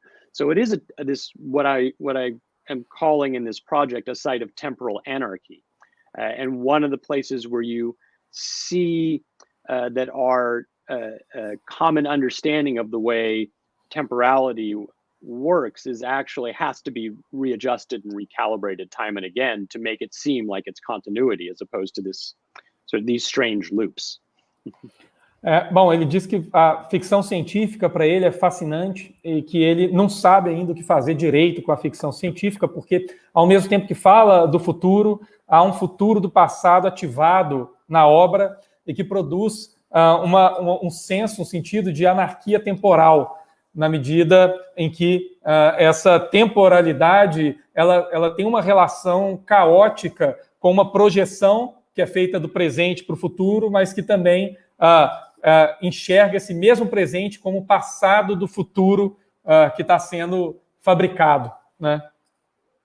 So last on this simultaneity of the non-simultaneous, whether it's Hartog or Gumbrecht or Koselleck, or even going back further, I think it's a powerful concept and important, but I also find it problematic when there is an assumption that there is a something or someone further along in time than someone else, and this is where I think it ends up being a less useful concept. The utility, I think, is that there's the possibility of multiple temporalities and multiple logics of history or technology that could be at play. It's when you put it on the time frame of modernity, you've already assumed that modern is somehow better or of higher value than what came earlier. And so then whatever is the out of sync people, culture, belief is demoted. And I think that is a problem, and that's a problem of modernization theory, and it's been inherited to some extent in these models. Bom, a respeito da simultaneidade do tipologicamente não simultâneo, que ele diz que se pode encontrar no Hartog, no Gumbrecht, no Koselleck também, e até outros autores um pouco atrás, ele acha um conceito problemático, por um lado, porque assume que exista talvez algo ou alguém à frente do tempo do que outras pessoas nessa simultaneidade, mas que há uma utilidade, por outro lado, em que, em que permite pensar em múltiplas modalidades, né, para a história, para as temporalidades e para as tecnologias e temporalidades coexistindo, mas que ainda assim ele tem que o conceito possa carregar, né, esse problema um pouco da modernidade, ou da ideia de modernidade, como uma espécie de lugar privilegiado, onde esses eventos coadunam, se tornam mutuamente disponíveis, né? Well, I think that we had questions like enough. There are more questions in the chat. But... Sorry. I was trying to keep up, but sorry. Just so fascinating, so I had to jump in. Professor Ethan, do you think we have time for 2 last questions? Yeah. Okay, thank you so much. So I will do one, I'll make one. And we have one last question from the audience. I will start with mine, so I think it's less important and, or at least relevant, but I didn't want to leave it out. So, I had 2 experiences with your text, your lecture. One, reading it to translate, and now another one, listen to you. At first I thought something, and I was going to ask something, but after your talk, I decided that something mixed in my mind. So I'm sorry if it sounds confusing, because I'm doing it right now. Yeah. I'm trying to elaborate it right now. So, for me, it seems that historiography has been trying to distance itself, or at least uncouple from the idea of memory. So history and memory, and to put on history to level up history against memory, to give it a space of scientific methodology, or to give it some more respect and memory. But please forgive me if I'm wrong, correct me, please. But it seems to me that with your text, with the idea of surge, you are trying to bring them up together, to bring them together again. And that's why when I translated it, I brought the idea of surto in Portuguese and not wave, because it somehow reminded me the concept of big song, right? So the idea, so that the very concept in memory that he brings up, and the idea of duration. I don't know if it's the correct translation of the concept in English, but we have the duration, and that's really that instant of the thing, the eventness, when the eventness would happen. I don't know if I'm mixing up concepts here, but I thank you. No, I think make myself clear.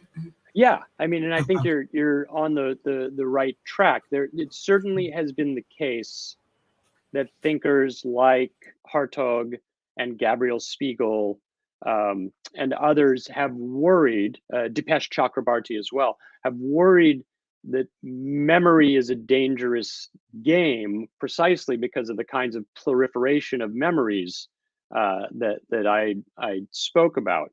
But I think it's a mistake to believe that the historian is the sole arbiter of the past, and that they somehow are able to do it better, or rather, it's not productive, because you're not going to stop memory and memory work in people's memories anyways. It won't work.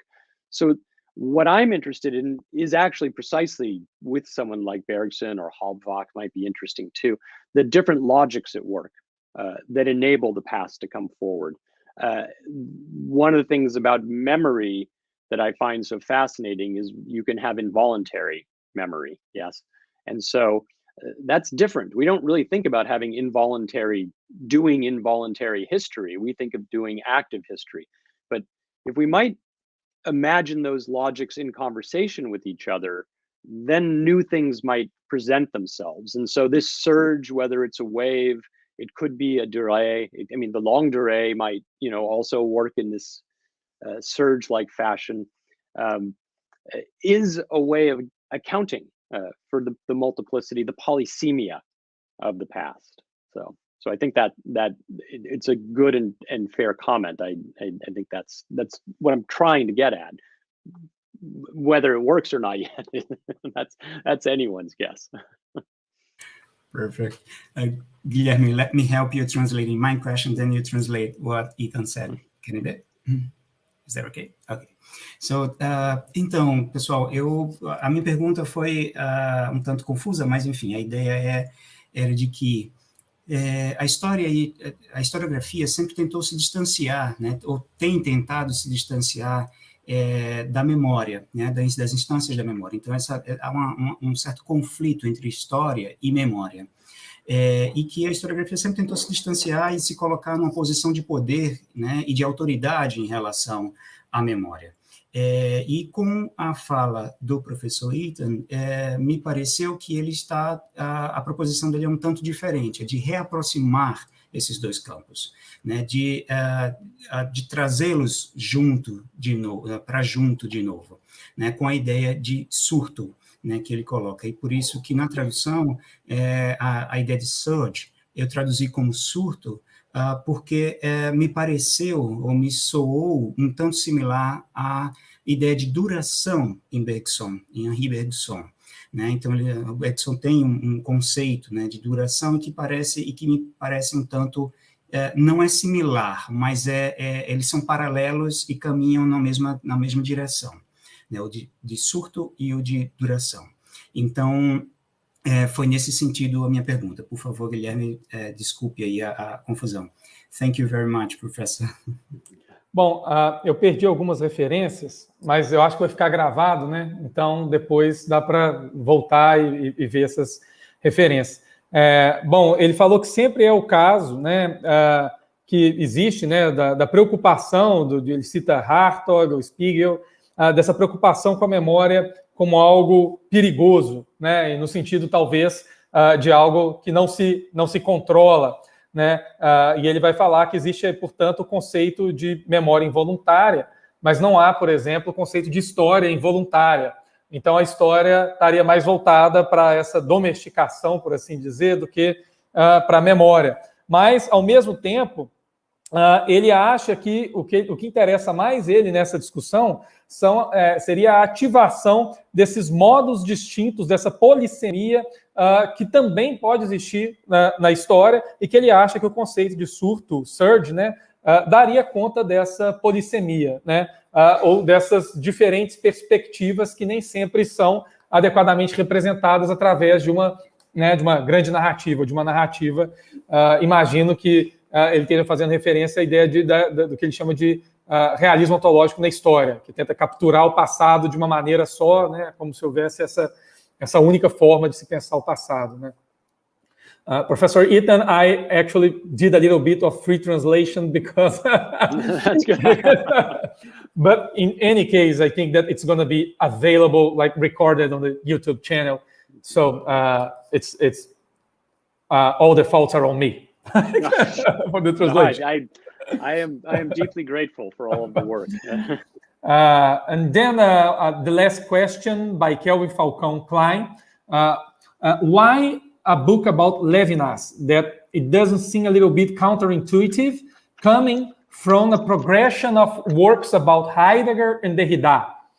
If rescuing a smaller figure, if that was deliberated? Well, I mean, if you wanted to make a nice intellectual history from Heidegger to Derrida, you would stop at Levinas on the way, Blanchot as well. But actually, the Levinas book is, so in Haunting History, I attempt to lay out this deconstructive approach to the past, and the Levinas book is actually a history that applies that approach. And the thing that fascinated me about Levinas is there is this intellectual history at work, but Levinas himself believed in transcendent or transhistorical ideas about ethics and meaning. And so the book is written really in two columns that are operating on different historical logics. One, the logic of what we'd call traditional secular history, and the other allows Levinas's lectures about sacred texts to access the way that, well, in this case, it would be God, but it's a very strange notion of God. Ethics, we'll say, is a transcendent, infinite construct that can arrive at any moment and would be different at every moment, and yet somehow the ethical valence is the same. And there's a real juxtaposition between these two different tellings that I sort of frame in the beginning and draw together at the end. The book is a deconstructive history, and Levinas was the right vehicle to write the. I mean, it was fascinating to me for other reasons, but was the right vehicle to write this deconstructive history. Bom, ele fala que é curioso porque se alguém quisesse reconstruir uma história intelectual de Heidegger a Derrida, iria encontrar Levinas e Blanchot no meio, mas que de qualquer jeito, no Halting History, ele falou que tentou mapear, tá, esse exercício de desconstrução, né? E que no livro do Levinas ele tenta aplicar isso que ele está propondo no Halting History.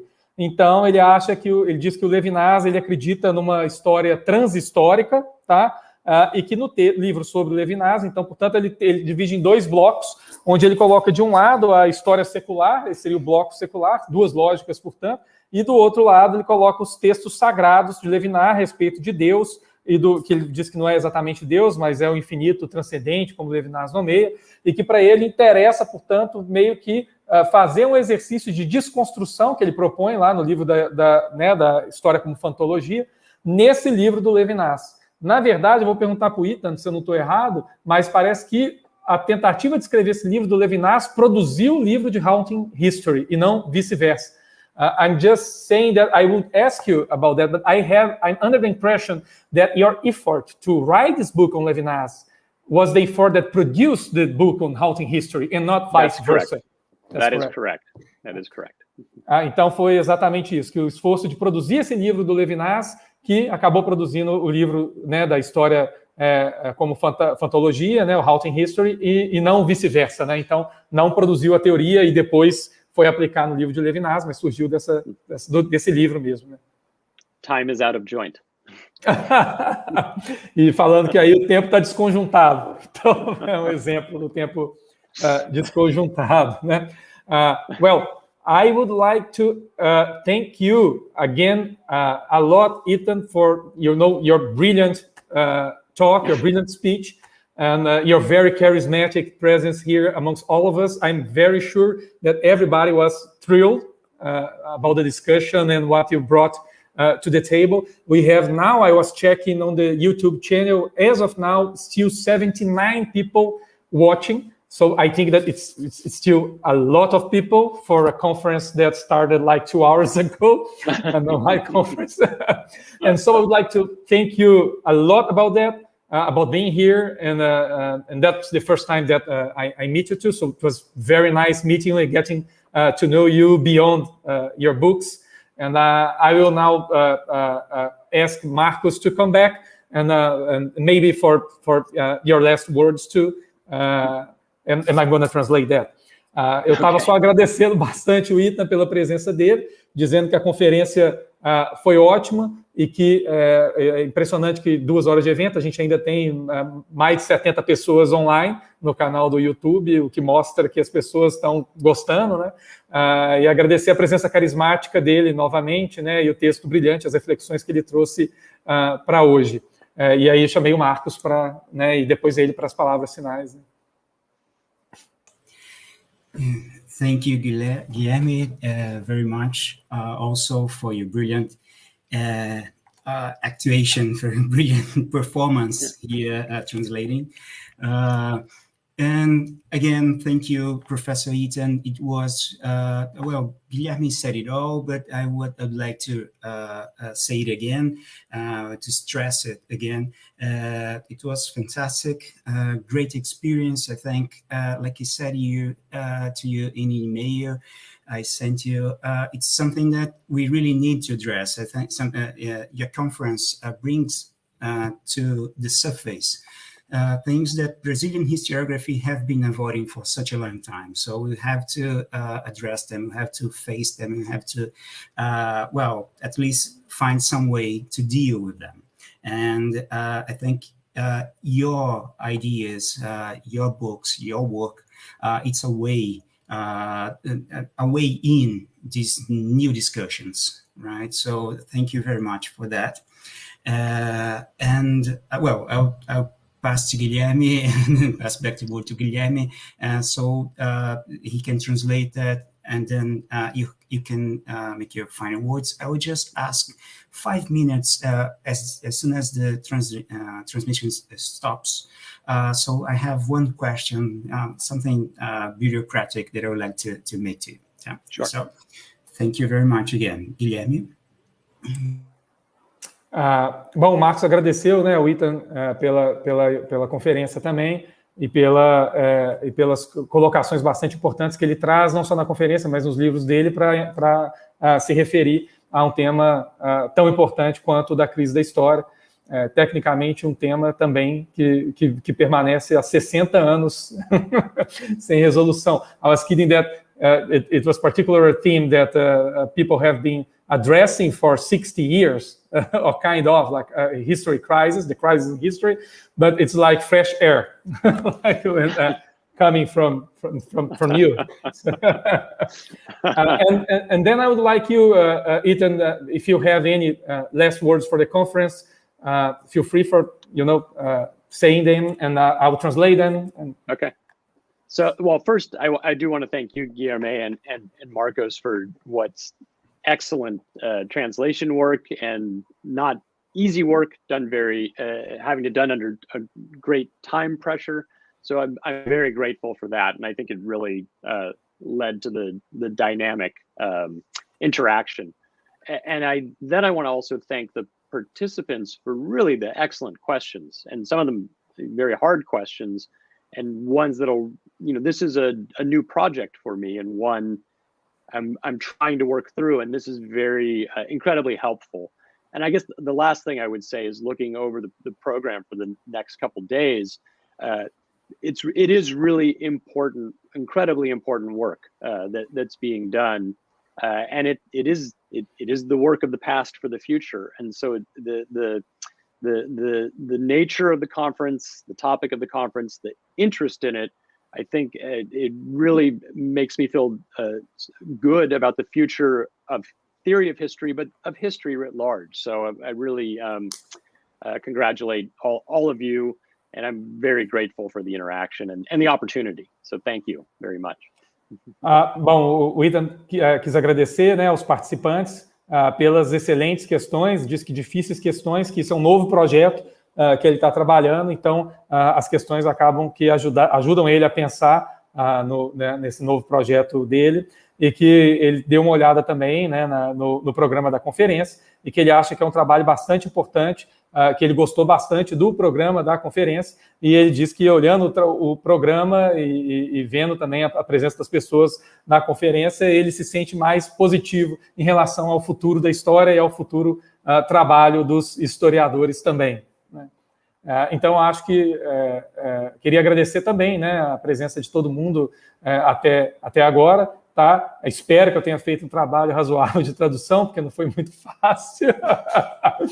Mas, e queria agradecer, né, a equipe organizadora, né, novamente o professor Ethan Kleinberg pela presença carismática dele, e ao professor Marcos Arraes pela organização do evento, né, que está sensacional, e que eu espero que todos tenham né, a oportunidade de acompanhar nos próximos dias até a sexta-feira. Né? Então, devolvo a palavra para o Marcos.